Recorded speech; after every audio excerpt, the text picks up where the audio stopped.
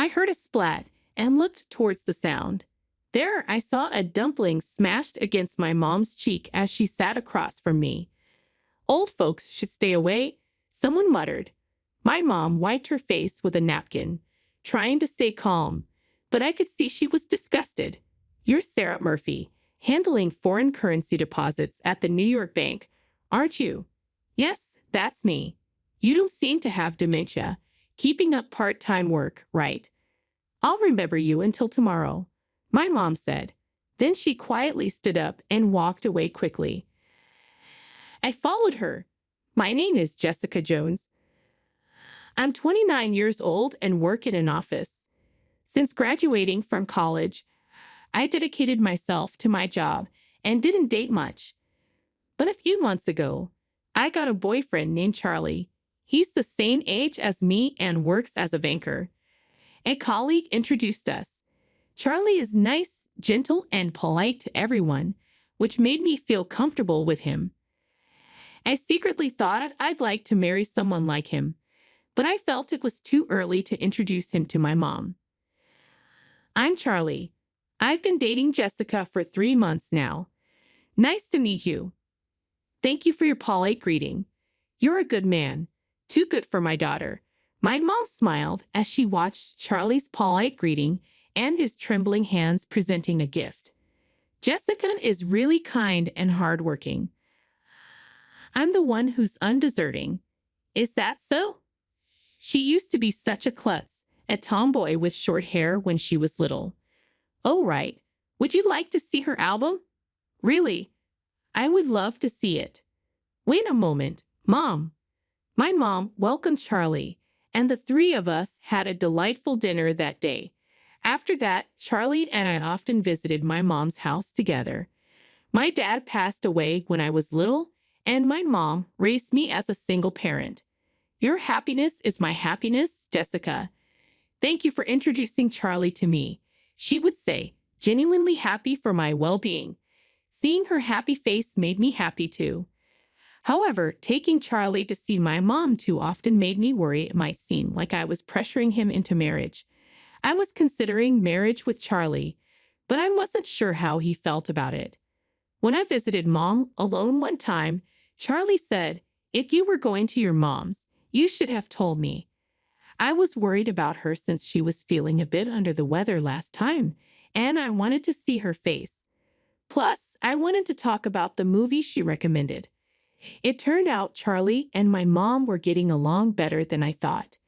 Given my mom's calm and gentle nature, they probably just clicked well. With work going smoothly and good relationships with my lover and family, I began to wonder if my life was going too well. 6 months into our relationship, Charlie said, "Jessica, for Mother's Day next month, shall we go out to eat, just the three of us? There's a place I want to take you both. If you have plans just for the family, we can go another time." Really? I love the idea. Charlie knew my mom would be thrilled, so we decided to go out for dinner on Mother's Day. I thought about inviting my sister, but she was married and had little children, so we settled on just the three of us. Oh, I recognize this place. I love the Chinese food here, my mom exclaimed. Really? You knew about this restaurant? I asked. Sure. I used to come here often. But Charlie, you really know my taste. Finding a place I like. Charlie blushed at the compliment. Having never been to this restaurant, I followed Charlie and my mom's lead. The restaurant was adorned with chandeliers and large lanterns, showcasing luxurious decorations. A waiter stood tall next to a large swivel table. I realized this was a high-end Chinese restaurant. Then please bring us the special course I ordered, Charlie said calmly to the waiter, watched by my mom with a beaming smile. I was probably the only one feeling nervous in this situation. As we tucked into the dishes being laid out one after another, the pleasant aroma of dumplings filled the air. Then from behind me, a high-pitched woman's voice rang out. Right? What are you doing here? You are Sarah. Charlie's face turned pale in an instant. I turned around to see a smirking woman standing with her arms crossed. So you left our bank and had the nerve to come here. You must have settled for a small regional bank. Huh? Can you even afford this? She sneered. Charlie stopped his chopsticks and looked down slightly. That's none of your concern, Sarah. Besides, we are in the middle of a precious dinner, so please stop. His voice trembled slightly. My apologies for interrupting your precious dinner, Sarah said, scrutinizing my mom and me with a lingering look. I met her gaze. Excuse me, may I ask who you are? I said. Sarah laughed again. I'm Sarah Murphy, a former supervisor of Charlie at New York Bank. She seemed to take pride in her association with her workplace. Oh, New York Bank, as in the major one. My mom looked at Sarah with surprise, which was understandable since New York Bank is one of the biggest banks. Working there implied a high level of prestige. As we were struck dumb, Sarah let out a derisive laugh. Look at you, amazed just because I work at New York Bank. How low have you fallen to dine with such a poor family? When Sarah said that, Charlie, who usually speaks slowly, spoke louder. How can you say such things to my loved ones? You should take back your words. Sarah continued to snicker even as Charlie grew angry. I tried to calm Charlie down for the moment. It was the first time I heard of Charlie working at New York Bank, but I knew he had changed jobs due to harassment from a superior at his previous bank. He had been pursued by a married woman who was his mentor at the bank where he first worked. When Charlie firmly rejected her advances, she started to blame him for her mistakes and even deliberately lost documents he was responsible for, subjecting him to severe bullying. Eventually, Charlie couldn't endure the harassment and resigned. This is the woman who was Charlie's mentor, I thought. So you're the one who drove Charlie to resign. What are you talking about? I just honestly reported to the boss that Charlie couldn't do his job. Sarah replied, I was merely fulfilling my duties as the mentor for dropouts. Sarah sneered. You were just his new employee mentor, but you were very close to him. I countered. My words made Sarah pause. She realized Charlie had told me everything. Then she blinked and furrowed her brow. Who are you talking to? I'm a different class of person from you people. How are we different in class? I asked. We are entirely different, she said. An elite like me, working in the foreign currency deposit department of a major bank, versus a man who has dropped out of the elite and works hard all his life for little pay, a woman working for some dirty small to medium enterprise, and an old hag who works part-time. And not someone you can casually chat with. Sarah's harsh words made my jaw clench and my teeth grind. She looked at us and laughed heartily. I feel sick sharing a meal in the same place as you. I'll forgive Charlie for old time's sake, but can this low-class family leave now?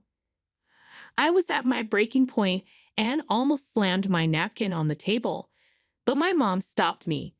We will leave once we finish our meal. Please go back to your seat without minding us. Your food will get cold.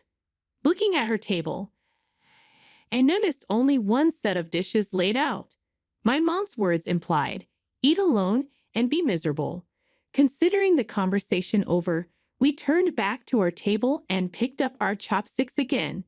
Then, out of the corner of my eye, I saw a shadow hastily reaching for a plate. You guys are a burden on society. The next moment, I heard a splat. Turning towards the sound, I saw a smashed dumpling sticking to my mom's cheek. Old hags and poor folks should stay away. Hey, how terrible. How could you do that? I yelled. Are you okay, Mom? I'm so sorry. Charlie was about to call the restaurant staff when my mom stopped him.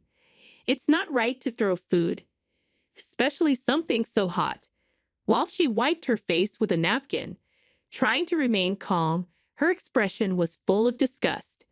Sarah laughed loudly at this sight. Let's just leave. This meal is ruined anyway.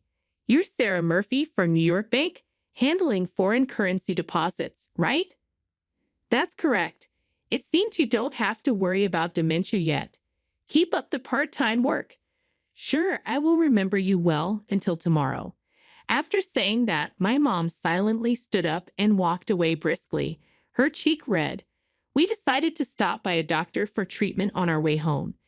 Charlie apologized many times for the day's events, but my mom, with a smile, said, "It's not your fault, Charlie. No need to apologize anymore," and she forgave him generously. I was curious about my mom's words, but their meaning became clear the next day. While I was at work taking my lunch break, I received a call from Charlie. He usually didn't call during the day. Thinking something must have happened, I quickly answered, and Charlie's voice was trembling. "Who the hell is your mom? What are you talking about?" I asked. "I received a strange call this morning. The content was bizarre, but it seems my seniors already know about it." Charlie was panicking. His thoughts jumbled as he spoke. Unable to understand what Charlie was trying to say in his panic, I decided to listen to his story after work. We decided that if it involved my mom, we would talk about it with her as well, so we headed to my mom's house. "Hi, Jessica." "Charlie, what is it?" "Craving my baked potato again." "Baked potato? I love those. But no, that's not why we're here. Was it you who called my bank expressing interest in doing business?" "Really? Is that true, Mom?" While tying her apron, my mom smiled mischievously. "That's right. I'd like to do business with your bank from now on, my dear banker." Charlie looked utterly flabbergasted. "Charlie, what business?" As I asked, Charlie took a deep breath, trying to calm himself. Then the doorbell rang. Just in time. "Come on, you two, join us." "What?" When my mom opened the door, a tall man followed by a smaller, hunched-over Sarah stood there. "Why is the president of New York Bank here?" The man, sweating and offering a luxurious gift, appeared to be the president of New York Bank. "We are here because of the sudden account closure." "What has happened?" "I have decided never to do business with your bank again," my mom stated with an unusually sharp tone, uncharacteristic of her usual gentle demeanor. The president was in a panic, his shirt collar soaked with sweat. My eyes met Sarah's, but she quickly turned away. "Please let us know if there is anything we can do. However, we earnestly request you to reconsider the cancellation of the $150 million deposit," the bank president pleaded. "So the phone call I received this morning wasn't a lie," Charlie murmured, eyes widening in realization. "You were the ones who refused, right, Sarah Murphy? You said our classes as people are different, that you feel sick being in the same space as someone lower class like me, right? Then you wouldn't want to hold on to my money either." "That's not what I meant." Sarah struggled for words, her eyes darting around. The bank president turned sharply towards her. "Did you say that? Do you not know who this woman is? She is Carol Jones, one of the top 3 investors in the USA, a legendary figure indeed." My mom was a well-known legendary investor with a net worth of several $billions who had entrusted $150 million to New York Bank for management. However, due to the incident with Sarah, she decided to cancel this deposit. Realizing the gravity of her actions, Sarah trembled. "What are you doing? Apologize to her," the president demanded. "I am truly sorry," Sarah said, her voice shaking. My mom watched them apologize with quiet disdain. "No, I will not forgive you. As I have already decided and mentioned on the phone, please transfer my deposit to the designated bank by the end of this month." "I am so sorry. Please, I beg you to reconsider. I didn't know who you were and was rude, but such an incident will never happen again. If you judge people by their appearance and act so rudely towards them, then I can't trust you," my mom replied sharply. Sarah swallowed hard at my mom's words, collapsing to her knees. "Please, I'm really sorry." I was astonished to see two adults, Sarah and the president in suits, apologizing profusely to my mom. However, my mom did not nod in agreement. Sarah, realizing she was not forgiven, looked up and then made eye contact with me and Charlie. She crawled over. "What are you doing?" I asked. "Jessica, Charlie, I'm so sorry. Please forgive my rudeness." Sarah continued to apologize loudly, dripping with sweat. Then she gave a creepy smile and started talking to us. I never thought Charlie would be dating such a high-class daughter. You were something. Birds of a feather flocked together. Charlie's brows furrowed naturally upon hearing Sarah's words. The president then asked, "Excuse me, do Charlie and Sarah know each other?" Sarah visibly paled at the president's question. Charlie clenched his fists tightly and took a deep breath. "Yes, I used to work at New York Bank a few years ago. Sarah here was my new employee mentor." "Is that so? Well, if you're interested, would you consider working at New York Bank again? We can certainly offer you a very good position," the president suggested to Charlie with a smile. After a brief silence, Charlie looked straight at the president and said, "No, thank you. I don't want to be one of the mentors forced into affairs, and I will never return to New York Bank, where it is common for junior employees to take responsibility for their boss's mistakes." Forced into affairs, taking the fall for mistakes. "Sarah, can you explain this?" The president's face turned red as Sarah turned deathly pale. "Well, that's," she stammered. "Do you realize what would happen to our bank if this comes to light?" The president's concern wasn't just about the bank. His anger was different from that of a boss scolding his employee. It was a look of contempt and sadness directed at Sarah. "Excuse me if I'm mistaken, but could it be that you, the president, also have something with Sarah?" I asked. The president looked down quietly, and then drops of water, different from sweat, fell to the floor. "You said I was the one you were meant to be with. We are both married, but it was just that we met too late." Could it really be? I was speechless at the shocking turn of events. While we were taken aback, the president confronted Sarah, who had been having affairs at work despite being married. Moreover, she was using these affairs not just as flings, but to continue her relationship with her boss to advance her career. Sarah just hung her head in shame. The president was devastated by the shock of learning the truth. I felt a rush of anger. "You sure looked down on us, didn't you? Well, I have a prestigious education and landed a job at New York Bank, and you think engaging in such despicable acts makes you elite? I just wanted to climb the career ladder," Sarah mumbled. Sarah's eyes darted around, searching for an excuse. "You just admitted that you're incompetent and can't do your job," I said. "Wow, you judged us solely by our appearance, calling us poor.